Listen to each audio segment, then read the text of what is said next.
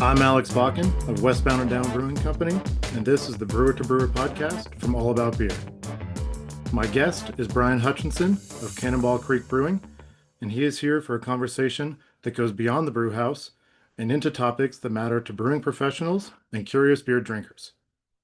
First, please visit allaboutbeer.com and follow on social media at allaboutbeer. And to support journalism in the beer space, check out allaboutbeer.com/support. We'll get into the conversation in just a moment, but first, this message. Hey friends, this is Andy Crouch at All About Beer. Let's take a second to thank our friends at Human Robot in Philly for their support of All About Beer. As one of our newest underwriters, Human Robot shows that it loves great words and pictures about beer as much as 10-ounce milk tubes of Czech-style Mliko pours, something they invented. With their focus on classic styles and most importantly great lager beer, Human Robot has understandably made a great name for itself. Join me in celebrating their luscious lagers and fine ales. And also, join Human Robot and the more than 25 other sponsors as part of the All About Beer community. First Tea is a proud sponsor of the Brewer to Brewer podcast. First Tea offers more than tea, bringing herbs and botanicals from across the globe to your doorstep. Be it flower, root, or leaf, contact First Tea to find colorful, fragrant, flavorful botanicals. Email info@firsttea.com to find out more. That's FIRSDTEA.com. I'm Bradley Zimmerman from Badger Hill Brewing in Shakopee, Minnesota. Malta Mexico 2-Row is the first of its kind, so I was excited to try it out and see how it performed in the brew house. We had just brewed Mucho Gusto, our Mexican lager, so we used Malta Mexico in our American light lager called Longhorn. Performed well in the brew house. There's a little bit of toasted, flaked rice and then some rice syrup solids in the kettle and a touch of dextrin in the beer as well, and that's it. So it's basically showcasing Malta Mexico 2-Row. We normally use a Pilsner malt in that beer, so we got similar notes to a Pilsner malt, but we got a little bit more cracker out of it. A little bit of not toast and not bread dough, kind of somewhere in between. It had a pleasant sweetness to it, but it wasn't cloying or anything like that. Performed well in the brew house. We hit all our numbers as far as efficiency goes, so we were happy with the results there. If you're doing Mexican-style lagers, Malta definitely helps tell the story, especially since it's grown and malted in Mexico. No one's ever done that to this date, so it's fun to get people excited about that process and where things are going. We definitely like to tell that story. Contact Malt Europe today and visit maltingco.com. Okay, let's get into it. Today we're joined by the co-founder and brewmaster of Cannonball Creek Brewing Company out of Golden, Colorado. His story is a true example of craft beer passion, from home brewing in 2000 to apprenticing for free at Golden City Brewery to working his way up from driving a box truck to head brewer at Mountain Sun Pubs and Breweries. After helping them launch Vine Street Brewery in 2012, he set out to create something of his own. A year later, Cannonball Creek opened its doors. It's been a local favorite and a GABF metal magnet ever since. Hutch, welcome, man. Thanks for having me. Yeah, man. When I got asked to do this show, I was really excited, and when I thought about the interview on the flip side, you were definitely the first person to come to mind for a lot of reasons. One of which is we've been friends for a long time. Sure. Another one coming off huge win at GABF, Brewery of the Year for the 5,000 to 1,000 barrel category. Huge congratulations on that, man. Massive accomplishment with over 20 GABF medals since you guys opened in 2013. I'm really surprised that it's the first one, but hopefully not the last. Congrats, man. Thanks, man. And obviously right back at you because it was a pretty strong year for you in Westbound as well. Thanks, dude. Thanks. Yeah, I mean, for it to happen to us in the exact same year was pretty surreal, and a lot of fun celebrating with you afterwards, for sure. Worthy of a good celebration, and we followed through on that. Absolutely. Okay, well, yeah, like I mentioned in the intro, you got your start at Golden City, but I actually want to hear more about your days at Mountain Sun and specifically getting started in the brew house, and then more towards the end of the 2012, 2013 days of how you, Jonathan, Jason kind of got together and created Cannonball Creek. Sure, man. Mountain Sun, that was my first real brewing job. And I was willing to do anything I could to get into the industry at the time. And I did. I was in graduate school at the time. very like probably 95% of the way to a master's degree in special education, and Wow. just not really enjoying that program, and getting more and more obsessed with homebrewing, and kind of just had a long conversation with my wife and said, you know what, I think it's time for a change. And fortunately, she was cool enough to respect my passions and basically said, yeah, you can go ahead and abandon your career path and make $9 an hour driving a truck. Sure. So that's precisely what I did. I was That's just a great partner. yeah, for sure, man. Um, so yeah, I took a job there, and then ironically enough, when I showed up on day one to start driving the box truck and essentially just delivering kegs and grain in between the two pub locations as well as the warehouse, my trainer was Jason Stengel, who is now my business partner at Cannonball Creek. That's awesome. Actually, I Yeah, didn't know that. yeah. So he trained me on that initial job at Mountain Sun, and yeah, man, the opportunities there were awesome. It was a great team of brewers. I learned a lot from those guys. Obviously, they sensed that my passion laid beyond just driving a truck and that I wanted to get into brewing, but I was also had the work ethic to kind of do whatever I had to do to get there, and they recognized that as well.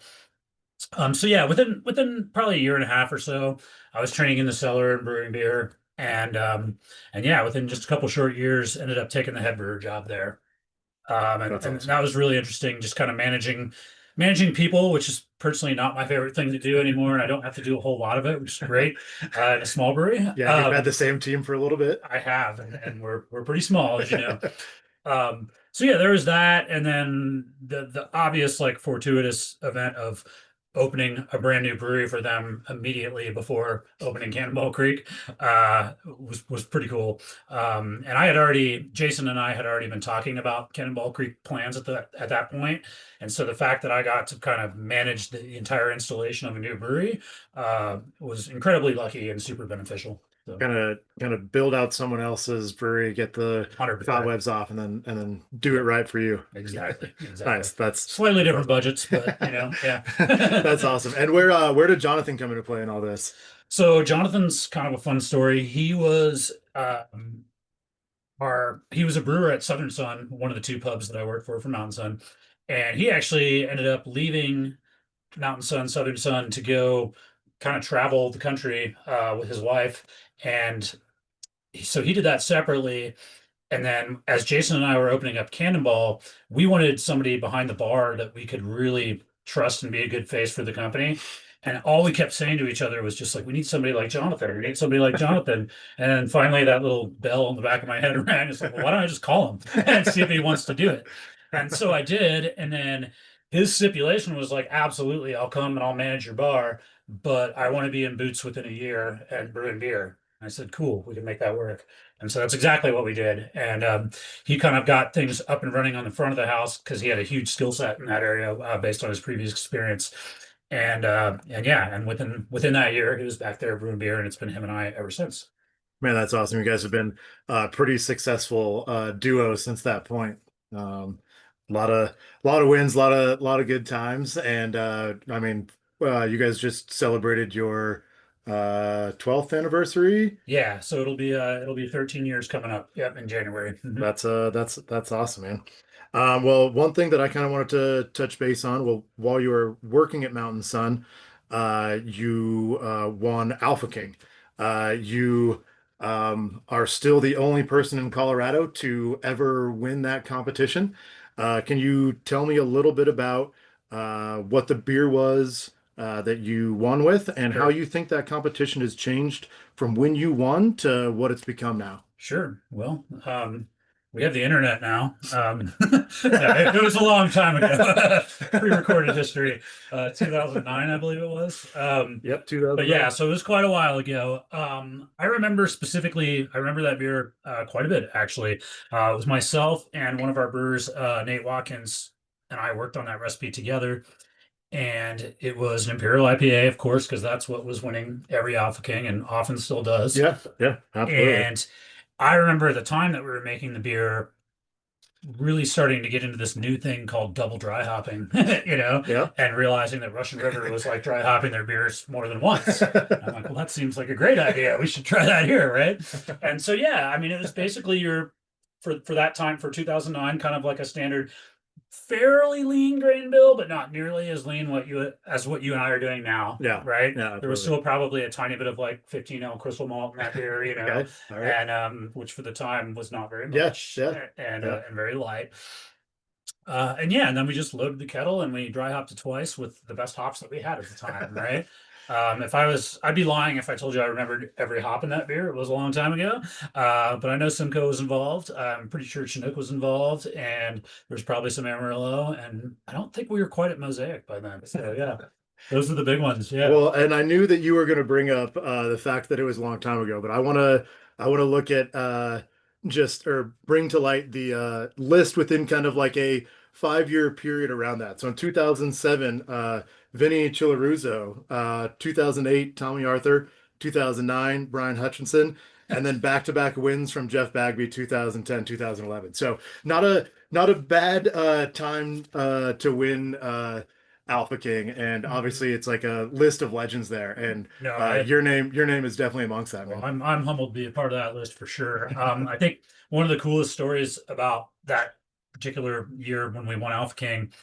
Um, I had just become head brewer and I knew that we were supposed to enter that competition, but I honestly didn't know like a whole lot about it. I just knew that that's what we did was we entered Alpha King, every year. Yeah. And so I did, and I was really consumed with just taking on that new role at the time. And so it really wasn't the first thing in my mind as far as like designing a beer for that or any of that. We were just trying to make good beers all the time, and that's what we did. Well, there That's you what we go. tried to do. And so anyway, that's back when Falling Rock Tap House was the hub of everything JBF, and Yeah. that's where they judged Alpha King.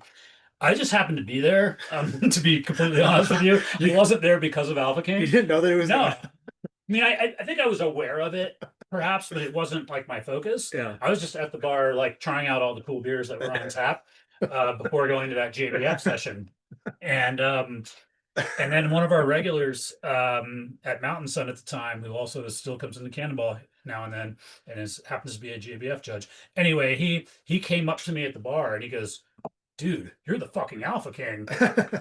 And I was like, wait, what?" And I didn't know they were judging it right then and there. There was not a single part of my brain that thought that was a possibility.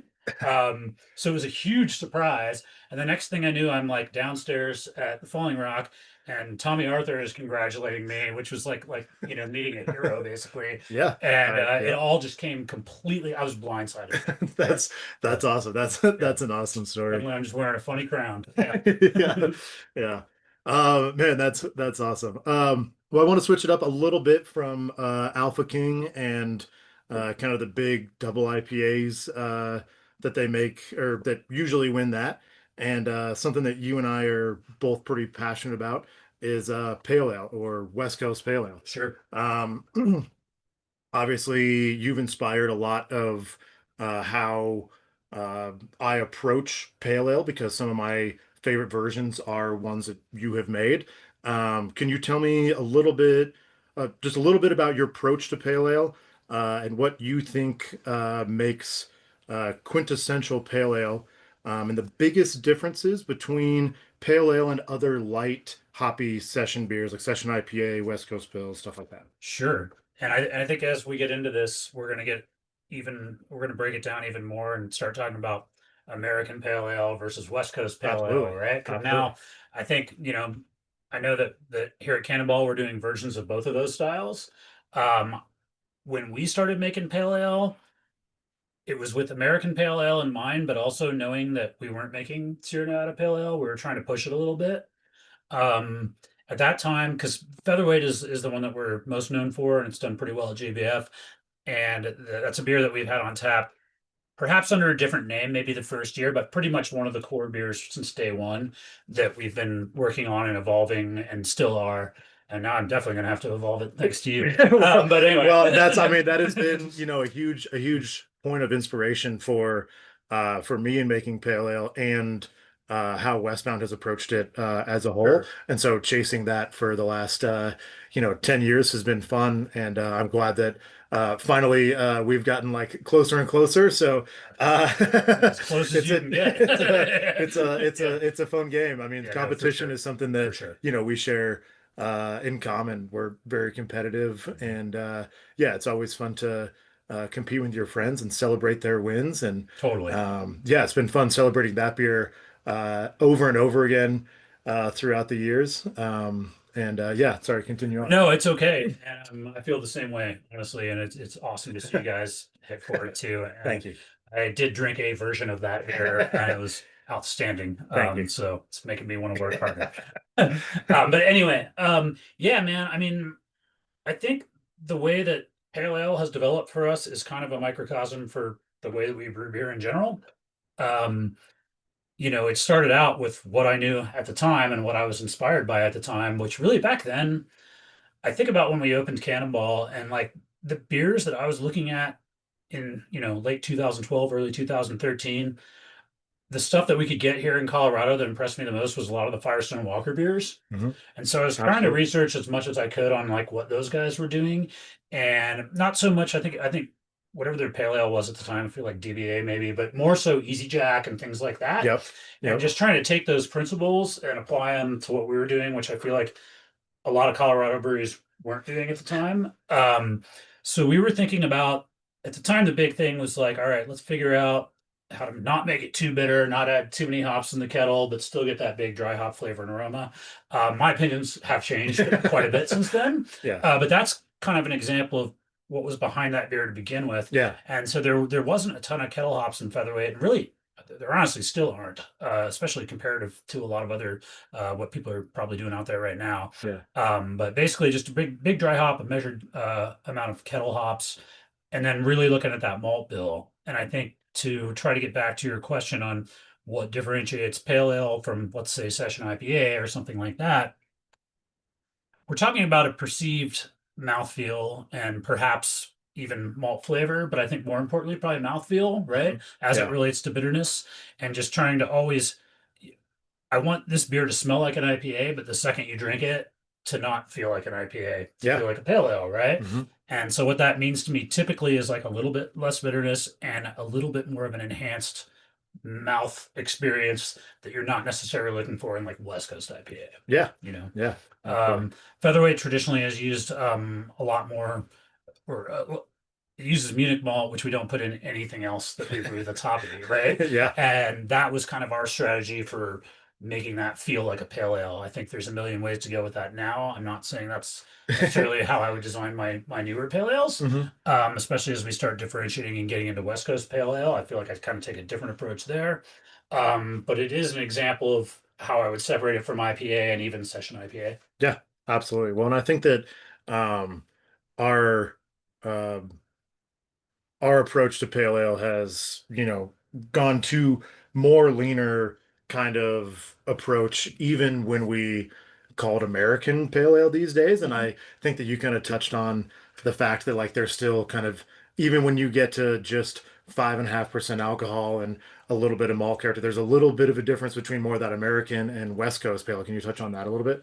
Sure. And I'll even go back just a hair first and then we'll get to that. But I have to say, even at the time, like featherweight, we were probably dry hopping that beer at rates that were considerably higher Yeah. than Yeah. certainly other people in Colorado and probably a lot of people were doing for pale ale. Hmm.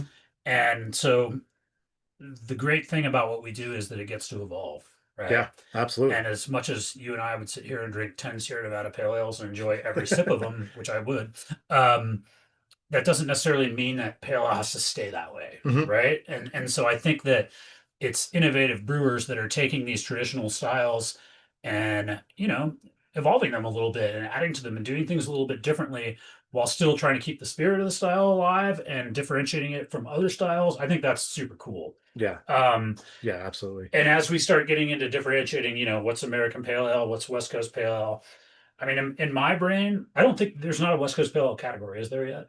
No, so I mean it's just yeah, it's just the American Pale Ale, and then there's like the International. yeah, exactly. Yeah, so Yeah. there's kind of like the West Coast. yeah, so there is kind of like those Mhm. subcategories that I Mhm. think people are playing that game of more those kind of West Coast, Sure. more fruity, Mhm. a little bit drier. Maybe it'll Yep. have some New Zealand hops in it, maybe it won't. 100%. But it'll definitely kind of play more into those categories, I think. Yeah, and I think that differentiation for me is probably just stripping it down even more. When I think of West Coast hoppy beer, I mean that's really what I think about is that the fact that it's always been leaner and less confusing and more just straight about hops with a very, very lean like malt showcase. And I think that as we're getting into West Coast Pale Ale versus, like Deer Palate, which won an international pale ale this year, is what I would consider to be a West Coast Pale Ale, Yeah, you know, but that has and a pretty heavy hit of Nectron, correct? it does. Yeah. Yeah. And I'm always like I'm willing to use New Zealand hops in West Coast or American beers all the time. Yeah, I think that's fair game, and it's up to the 100, judges if they like that or not. Not my 100%. job, That right? that Like, yep, like I yep, like using Nelson all the time I in, agree with in West that. Coast IPA. Like, Yep, yeah, yep. I don't worry too much about that. But I do think as we're talking about West Coast Pale, for me, it's perhaps slightly higher alcohol, like maybe those like high fives to very, very low sixes Okay. is kind of what I think Yeah, about. okay. And then I think about it being pretty light in color, man, compared to like American Pale Ale. And so very lean on that malt bill and perhaps a little more bitterness. Yeah. Mhm. Yeah. Cool. Well, I mean, that's a really good segue into my next question, which is you and I also share a huge passion for West Coast IPA, something that I have learned, I mean, a ton of things from you on. Right back at Definitely, you. definitely inspired a lot of how I've done things, but also been there for me throughout my career to help me with process and um, just be the best West Coast IPA brewer that I could be. But my question to you is, what made you want to really start to bring that like what you and I kind of talk about is like San Diego style IPA, that Sure. clear West Coast IPA. What made you want to really start to bring that to Colorado and just push it as hard as you guys have? I actually have like a really definitive answer to this question, believe it or not. When we were at Mountain Sun, we did a one of our head brewer at the time was basically he had organized like a hop month basically because we always did a stout month there, and he wanted to do something with hops. And so we started trying to bring in beers like guest beers besides the ones that we brewed that were good examples of IPA basically. And he was able to somehow, which was unheard of at the time, he was able to get a Pizza Port beer like on tap at Mountain Okay. Sun. And so it was Wipeout IPA, which is probably one of their original like port. I think yeah, I don't know. At the time it was Pizza Port Wipeout. But either way, we put it on tap and I remember drinking it and just being like, oh no, okay, so this is what we're supposed to be doing, right? Like this is Yeah. this is it. Yeah. It's not what we're doing, it's what I they're doing, I right? actually know that exact realization, but it was with Yeah. one of your beers very early on. Oh, So fair enough. just That's know that awesome. you pass that on to a Oh, I lot of love people. that. Thanks. Yeah, but no, I literally remember the moment that I poured it the tap wall and looked at it, and it was clear, it's lighter, and the hop aroma was outstanding and bright. And I took a sip, and it just finished so beautifully dry, and I just wanted to drink the entire pint, and I'm sure I did. um, so that was kind of my wake up moment, I guess, Yeah. for IPA, and Yeah. then we started playing with that a little bit at Mountain Sun. But then as I was thinking about opening Cannonball, I just knew right away that like between Wipeout and even at the time, as far as what was available, like in Colorado in bottles, the Union Jack was still a much leaner, hoppier expression of IPA Yeah. than what you could get around Yeah. here. Absolutely. So those were my influences, and I very much wanted to make something that would stand up to beers like that because I was humbled by them and totally inspired by them. Yeah. Yeah, that's awesome. And I know that you have continued to have a connection with, um, I don't know if it was the brewer at the time at Pizza Port or So that was actually this. Bagby. Okay. Um, and I remember because I had to call him to try to get it the next year. And I think our head brewer at the time was also kind of picking his brain on the beer, and he was talking about how they built that beer and how Yeah. how lean it was compared to what we were all used to. Yeah. I mean, the word of the day back then was malt backbone, and I still hear it thrown around. Gotta I'm have not that sure if malt I agree with that, backbone. but yeah. So that was Bagby at the time that was there, and then but I think I know where you're going. I'll let you finish. I'm Well, sorry. yeah, I just Yeah, no. I mean, you know where I'm going. I just want to give a shout out to Mike Abishan, yeah, who I has been another huge influence on my career out here. But I think the bigger influence was kind of through you and how he kind of showed you some of those really lean San Diego yeah, style man. IPAs like you had never seen before. So I remember he came in here, and in my brain as a Colorado brewer, like Pizza Port was just legendary, right? Because they were kind of the epitome of everything I was trying to do at the Well, and time. winning everything at They that were, point. So, yeah, yeah. And I remember we had just opened, and Abishan and Adam, who was working for him at Pizza Port at the time as well, rolled into the tap room, and I remember feeling like kind of starstruck and intimidated, yeah, yeah. and him saying like drinking, Mind Meter IPA at the time, just being like, "Oh, dude, this is really good. You guys are like doing awesome IPA out here in Colorado," and being like incredibly flattered, right? And then I remember thinking about going out to the next CBC, which was in Portland, and I don't know what year that was, but it's probably like 14 or maybe 15. I don't know. Yep, somewhere around there. And it was my strategy. It was like I was going to find him and I was going to do a collab with him, and that way we could learn more. You know That's what I it. mean? Yeah, And yeah, that's absolutely. precisely what happened. I saw him at like that Apex beer bar out there in Portland, and he was sitting there, and I just approached him, and he was like, "Oh, dude, your beers are awesome." It's like, "All right, so can we have this collab fest thing? Can we do that? Like, can you and I like make a beer?" And he was totally down with it. And to your point, yeah, I learned a ton. I remember being like, we made the beer there out at Carlsbad, and then I came back and brewed it here.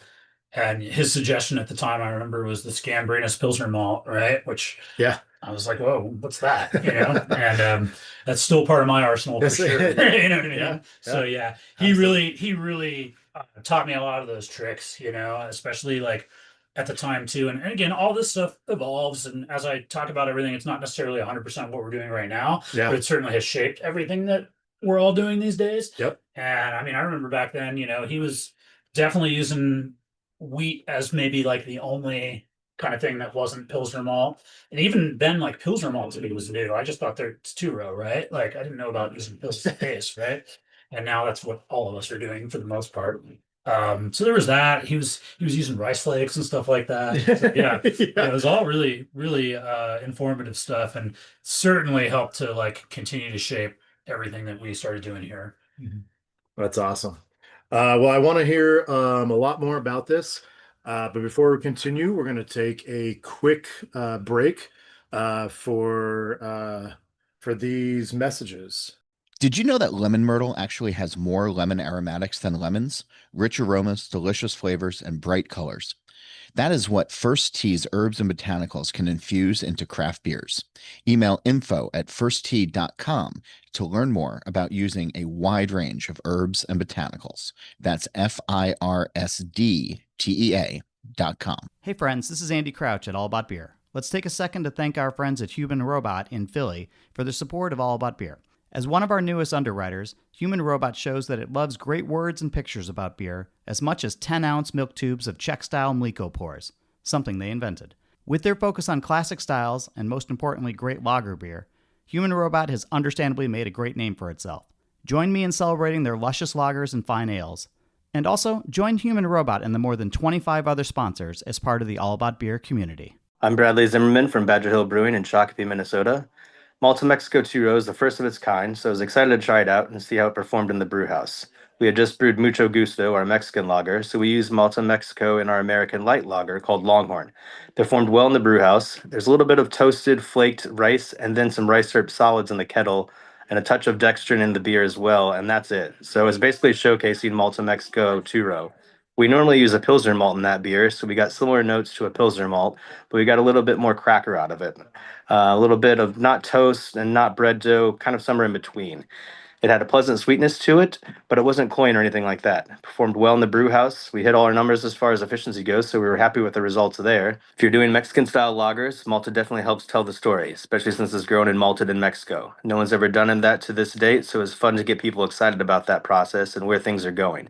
We definitely like to tell that story. Contact Malt Europe today and visit All right, we're maltingco.com. back with Brian Hutchinson, Hutch from Cannonball Creek.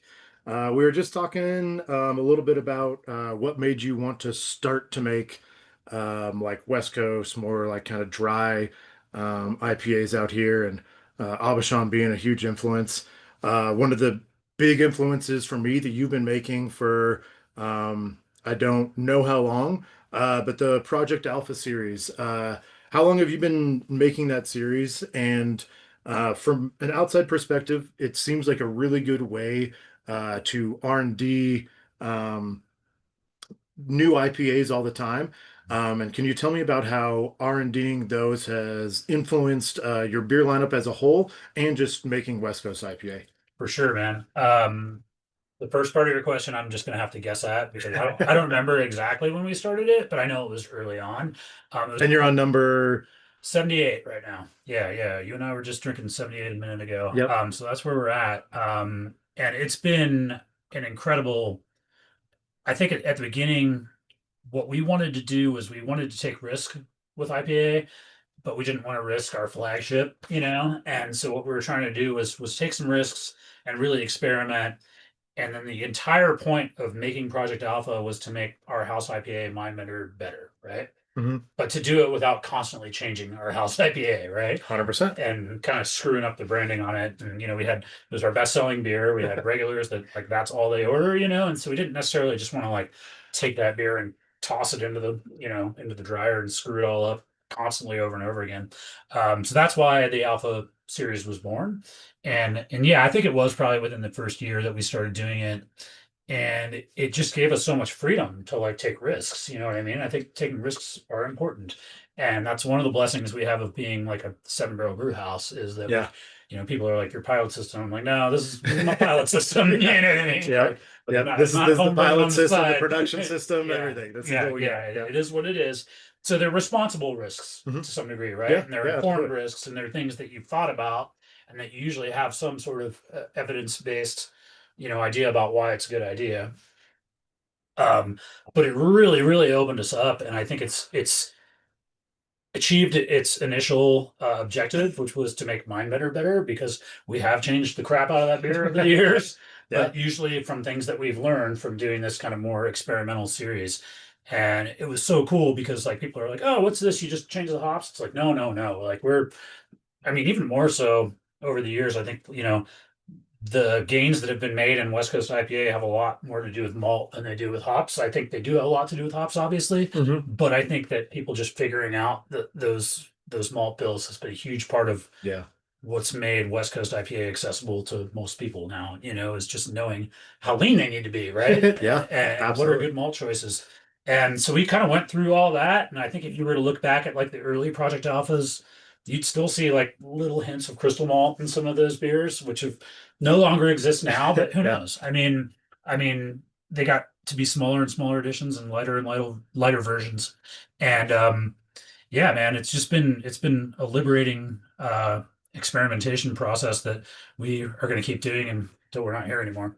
Yeah, I mean, I think a lot of people in the Denver beer industry have looked at, that IPA series as kind of like the just like the go-to for innovation of West Coast IPA in Colorado. And I think that it's definitely looking back on it from, some of those early ones that you were talking about. I mean, 1 through 15 Mhm. were very different than 15 through 30 and 30 through Sure, 45, sure. and how it's just kind of like evolved from there has been a lot of fun. And I've drank, I don't know how many of the versions, like you said. It's Yeah, kind of hard to keep track, but sure. yeah, just being able to come in here all the time and just have a new version of that beer, I think is really cool. And then I kind of go back to my other question of like how you think that has really helped like the rest of your kind of beer program? I mean, obviously, we do a lot of hobby stuff, right? Hmm. And everything that applies to IPA on some level applies to pale ale and session IPA and perhaps even West Coast Pilsner, right? So Yeah. as we're learning about hop varietals, as we're learning about using different grains and things like that, Yeah. and we're really pushing the limits of sometimes, and this is just an example, it's not the only thing I'm talking about, but like, perhaps, I mean, back in the day, finishing a beer at 1.5 was like unheard of. You know what I mean? Like Yeah. that was Yeah. absurdly low, like Yep. terminal gravity. Yep. Obviously, it's not anymore, and Yes. for good reason. And so you do that with, IPA, and you realize, wow, this is incredibly drinkable. Like, Hmm. of course that applies. That applies to Pilsner, right? Like it Yep. applies to like a lot of Yep. different styles Yeah. where you realize that you can kind of take the framework that you were working within before and really stretch it out based on these experiences that you've had specifically with IPA. Yeah, absolutely. Well, I mean, there was a point, I don't know, 2019 when I was brewing for Joyride, and I definitely saw, had been drinking enough of those Project Alpha beers and saw, you know, like how much fun it seemed like you were having just like, brewing different beers all the time. And when I was working at Joyride, that was one of the like first things that I tried to convince Dave to let me do was like, let's Sure. get a rotating IPA series in here. And I really wanted to hone in my skills on making West Coast IPA. And yeah, so that's exactly what I did there. And we got the IPA experiment series going. And Heck yeah. I think they're at Joyride still doing it and on their like 38th or 39th version of it. Yeah. And so it's a good, it's a good way to have fun making beer, but also just explore with what you were just talking about, everything, different hop varieties, different malt varieties, different techniques, but not necessarily mess up like your core brand. Right. And I think the other thing that makes me think about too is the fact that like it proves that you're making inspired beer, right? Like if you're constantly experimenting because you care, Hmm. I think that translates really well to your customers too, and it shows that you're passionate about what you do, right? It's like, yeah, I, we're on 78 of these things and we're not stopping anytime soon, yeah, right? yeah, I mean, yeah, it's that. I think also like back in the day, it wasn't super common. That's one thing that I definitely learned from San Diego was that you can walk into a brewery and you're like, wait a second, they've got 4 IPAs on tap. You're not allowed to do that, but yes, you are. yeah, And guess what yeah, we're all doing right now? You know what yeah, I mean? yeah, Like so, yeah, so it was influential in that way as well. And yeah, I think it just it's important to show your customers that we're craft breweries for a reason, man. Like we're yeah, not here making the same brand over and over again. yep. Otherwise, why would we be a craft brewery, right? There's other larger breweries that are doing a much better job at that than we are. And so I think people choose craft breweries for that reason. And it's important to show them that you care and that you give a fuck. You're out there trying to make the best beer you possibly can, and you're willing to take risks and chances to do it. Yep, absolutely.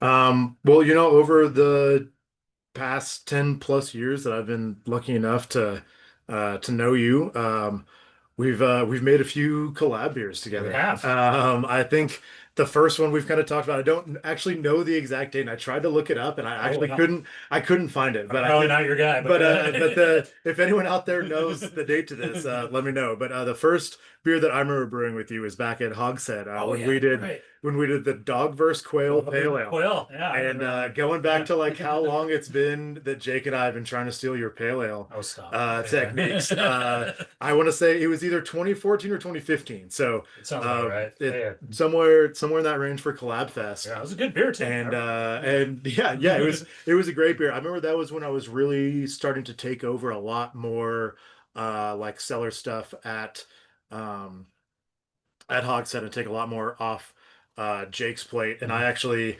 remember that beer for a moment not being as clear as I wanted it to be, but we Sure. had never hopped a beer as hard as we did that pale ale at that time. And so, yeah, it took a little bit of a process change, but I think the beer Sure. turned out great. And it also, thinking back on it, was the first time that we did any sort of like public speaking together, which is Yep. funny because we got kind of thrown into a quick radio That's right. That's show right. Yeah. at Collab Fest, and I was Yep. super nervous because I was still just like the assistant brewer at Hogshead, on a radio show with one of my heroes, Uh, and you made it everything so chill, and so another reason why when this podcast came up, I was like, oh man, what better person to sit down and do my first podcast with that I did my first radio show with. So, well, thanks, dude. Yeah. and yeah, just to name a few of the collabs that we have done throughout the years. Starting with Dog vs. Quail Pale Ale, like way back in the day. It's a great name. Yeah, I actually can't remember where that came about, but it's I know, but it's not worth yes. something. So we did the Western Conference All Stars with you Yeah. guys. You guys and Comrade were the first ones. We've done double IPAs like Howdy Folks, Friends with Benefits, Yep. Crossing the Stream, Where the West Lives, Super Dank, a couple of three-way collabs, Grand Theft Alpha with Joyride. It's Just Semantics with Amalgam and Party On Wayne with CTA. There So you go. we've had a lot of fun brewing beer together over the last 10 years. But I also think that one of the things that this industry has provided for us is being able to kind of travel together Sure. and have some fun times like outside of Colorado. 100%. And Yeah. one of my like kind of favorite stories and just like what this industry kind of provides. I mean, we've got stories from, a wedding in North Carolina from just some of your old employees and some of my best friends to, funny stories in Vegas at a dive bar with Yeah. a old man asking for toilet paper. I feel like that's the best story. Out of a bathroom, to Grains of Wrath. I mean, when we were up in Camas, just, Yeah. Yeah. hanging out and we, helping Mike stack the bar stools at his spot when we had been Yep. drinking there for like God. 15 hours. So it's been a lot of fun brewing beer with you and Oh, yeah, just man. traveling with you throughout the years. No, I couldn't agree more. And it's like, even with all those collabs, I bet the conversations that we've had outside of collaborating specifically on beers, but more just drinking beers and talking about beers, have probably shaped each other's beers more than even the collabs themselves. You know what I mean? It's all those little conversations where you're like, wait, you're doing what? Oh, all right. Yeah. You know what I Yep. mean? Yep. And Yeah, well, and I thought about that with this podcast because I mean the amount of times that we've actually just sit here and done this and just like drank beer together and sure. shot the shit and talked about beer. This time, people are gonna kind of get to listen to our kind They of still crazy there? They antics. still And listen? I don't know. But yeah, I mean, that kind of brings me to my next point of outside the brew house.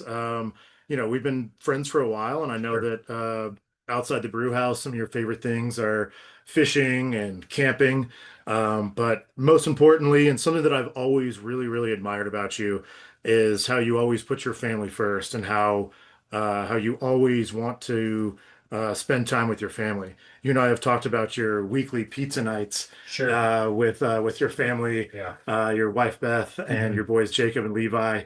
And yeah, can you talk to me a little bit more about your pizza nights? And then I also know that that barbecue is something that you dabble in a little bit. So Yeah. what's your go-to barbecue recipe? Oh, here we go. All right.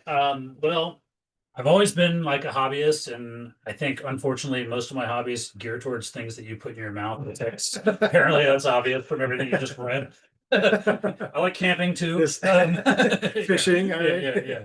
But no, man. I mean, I think a lot of us as brewers are also cooks on some level too, right? Mhm. And just enjoy that process. And so yeah, kind of recently, I've gotten way.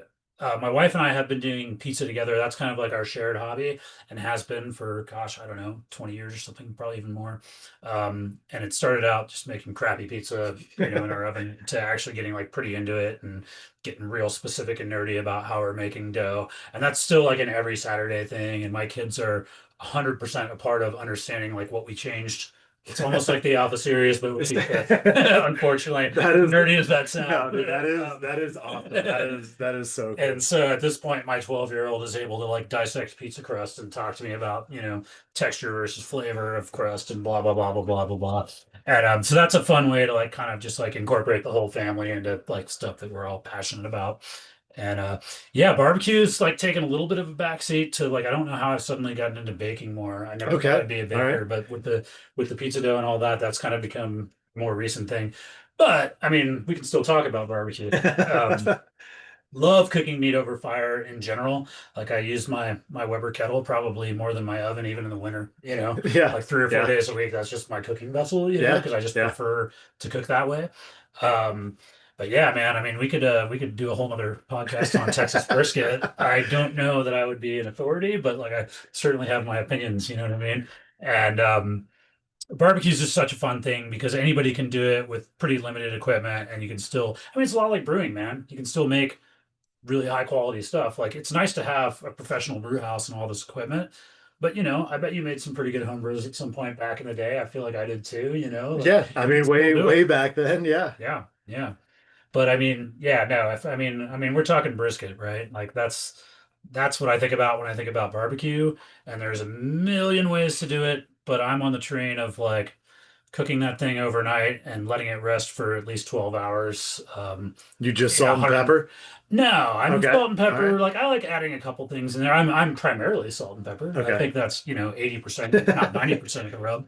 But I think it's fun to add a couple other things. And again, just like beer, like I'm going to experiment with that. Yeah. You know what I mean? Yeah. Like might be a Absolutely. little chili powder here and there, cumin, and probably not. Little seasoned salt. That seemed to be like one of the big things that like all the internet nerds were talking about, and I was like trying to get all that info, and like a little bit of Lowry's in there is always a good idea, perhaps.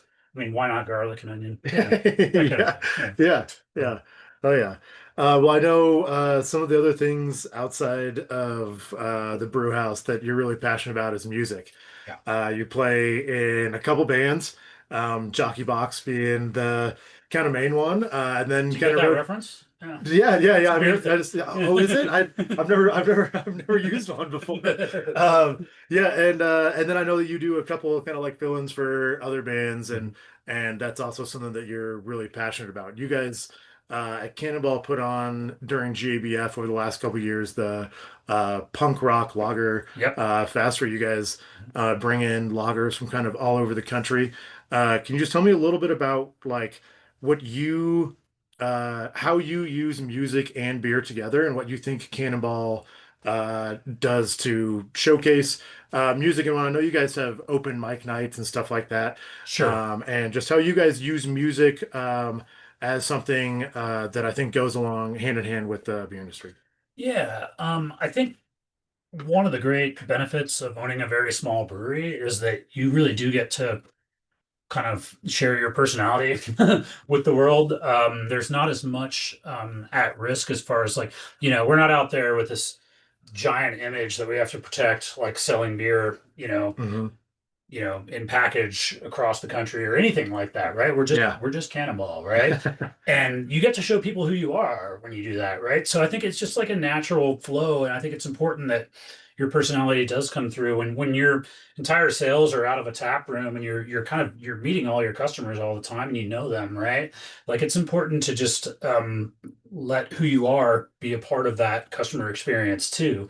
And even if that comes down to shamelessly, playing music at your own brewery sometimes, then Hey, so be it, yeah, But yeah. people enjoy that, I think. I mean, people see Right. that you're a passionate person, and I feel like that adds to like the experience. If you know where you drink and you know like the people that own the place and you know them personally and you know who they are, I think all of that helps to build a brand in a very just kind of small way, which is what we are, right? We're just a tap room, man. We can beers to sell here when we Yeah, can, and yeah, that's it. You know what I yeah. mean? And so it's deeply personal in that respect, and that's why I think bringing in the music, which is a big thing for me. I played music growing up my whole life, and then when I kind of first had my kids, I took a little bit of a hiatus because I felt like I didn't have time for it, and we were opening the brewery at the same time. I mean, I had my first child pretty much at the exact like 2 months before we opened Cannonball, so it was pretty busy. Oh wow, didn't know that. But then in the interest, like Cannonball kind of taught me something about myself, which is that I missed playing music because I was like, well, started working with Nikki on doing this open mic thing or whatever. Yeah, And it yeah. was like, well, I sing, will you play a little guitar while I do this? And I'm like, yeah, I guess, but it's been a couple years or whatever. And I haven't put it down since. And it's been such a fulfilling thing in my life. So I feel like the brewery has kind of given that back to me, which is super cool. Yeah, Yeah. no, it's awesome. And I know that you're passionate about it because I've seen you play a show last summer at Joyride's anniversary and like a Mhm. full cast. Like, Oh yeah, that what was a was it bad like? day. Like a within a week after surgery, Yeah, you were out there yeah, yeah. ripping guitar, just playing the show. The show Yeah, must go I on. had to And figure out how to use my other leg to hit my pedals on my pedal board, but yeah, no, that, for sure. I mean, yeah, and now like Cannonball kind of has like a little bit of that identity. Obviously, the Punk Lager Fest, I'm a big punk rock fan, so that's just well, a that's hard. natural progression, right? Yeah. And that's kind of become like a little bit about who we are too. So it just sort of helps to tell the story without even trying, really, Yeah. just Yeah. I being mean, yourself. you played in the Misfits cover band, Yeah. was it last week here? Yeah, yeah, we did that for Halloween. That's a once a year band. That's It's always so much fun. yep, Yeah. yep, yep. Shout out to Matt Weatherby. Oh yeah. Um, yeah, well, yeah, thanks, man. I mean, that's really cool. I really appreciate you doing this whole thing with me. It's been so much fun chatting about beer and life and everything else. And just before I wrap this up, I just want to say that you've been a huge influence on my career and such a support to me and just Westbound in general.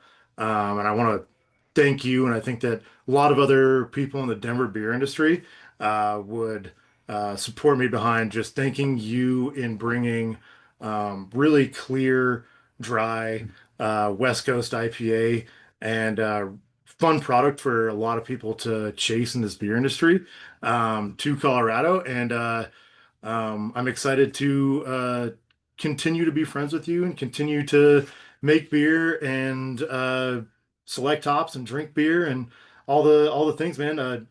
Judge Vince's chili cook-off and all the Right. things that Yeah, that we do yeah. within beer and without a beer, man. Well, thank you for saying that. I really appreciate it. And I want to also say that that relationship goes both ways. Thank you. There has been with you specifically, and also with the greater entity that is Westbound, a very very mutual giving relationship there. So it's not just me giving to you guys. I've gotten a lot from y'all as well, as far as technique and the ability to to select some really badass hops, which would have been really hard for me to do without you guys. So, Yeah, well, and I mean, so we've had a lot of fun doing that. I mean, that's actually, one of the things that over the last couple years, you and I have, I think, both found not only to not only to be super beneficial for our breweries, but a passion and just like really being there for the selection, being able to dive into what the ingredients are that we're going to use within the year, it's one of and my favorite under things to do. It's yeah. so fun. You Yep. know what I And mean? understand the Yeah. agriculture behind it and Yeah. who produced it. And it's just been a lot of fun Shout out being to Max able. Coleman. Yeah, yeah, yeah, yeah. And it's been a lot of fun to spend some time with you out in Yakima every year and Yeah, for sure. just really, select ingredients that both of us are, super proud of when we bring it back to our brewery and understand how hard all the farmers work out there to produce these hops and these ingredients Yeah. that we use has been a lot of fun to kind of like peel that layer back on, the onion of the beer industry Well, it's a that, privilege, yeah, right? Like it's absolutely. something that I Absolutely. haven't been able to do until recently, Yeah. is to have that connection with where all these ingredients that we're so passionate about. Like we're talking about these hops our entire careers, right? Yep. And now we get to see where they're grown. We get to talk to the people that grow them, and that's just a whole nother level of what we get to do. And I think it highlights what's so cool about what we do and what Absolutely. this industry is, and really being a craftsman and like getting to make your career off of something like this is incredibly rewarding, and that's just an example of like levels to it all and how, you know, something neither one of us were doing 5 years, 6 years ago. And now look at what we get to do. Yeah. Yeah. So It cool. really is. It's a Mhm. lot of fun. All right. Well, I'm going to go ahead and wrap up this conversation with Brian Hutchinson. He'll be back on the next episode as the host, having a conversation with the brewer of his choosing. That will air in 2 weeks, so make sure to tune in for that. As a quick reminder, visit allaboutbeer.com and follow at allaboutbeer on social media. And to support beer in the journalism spot, head to allaboutbeer.com/support. I'm Alex Bakken of Westbound and Down Brewing Company, and thanks for listening to the Brewer to Brewer podcast. First Tea is your source for chamomile, hibiscus, ginger, and a whole host of herbs and botanicals.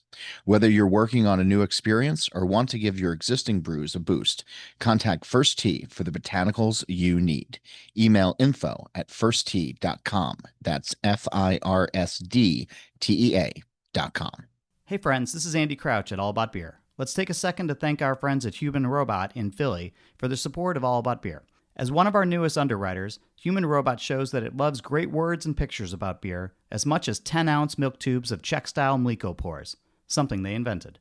With their focus on classic styles and most importantly great lager beer, Human Robot has understandably made a great name for itself. Join me in celebrating their luscious lagers and fine ales. And also, join Human Robot and the more than 25 other sponsors as part of the All About Beer community. I'm Bradley Zimmerman from Badger Hill Brewing in Shakopee, Minnesota. Malta Mexico 2 is the first of its kind, so I was excited to try it out and see how it performed in the brew house. We had just brewed Mucho Gusto, our Mexican lager, so we used Malta Mexico in our American light lager called Longhorn. Performed well in the brew house. There's a little bit of toasted, flaked rice and then some rice syrup solids in the kettle and a touch of dextrin in the beer as well, and that's it. So it's basically showcasing Malta Mexico 2. We normally use a Pilsner malt in that beer, so we got similar notes to a Pilsner malt, but we got a little bit more cracker out of it. A little bit of not toast and not bread dough, kind of somewhere in between. It had a pleasant sweetness to it, but it wasn't cloying or anything like that. Performed well in the brew house. We hit all our numbers as far as efficiency goes, so we were happy with the results there. If you're doing Mexican-style lagers, Malta definitely helps tell the story, especially since it's grown and malted in Mexico. No one's ever done that to this date, so it's fun to get people excited about that process and where things are going. We definitely like to tell that story. Contact Malt Europe today and visit maltingco.com.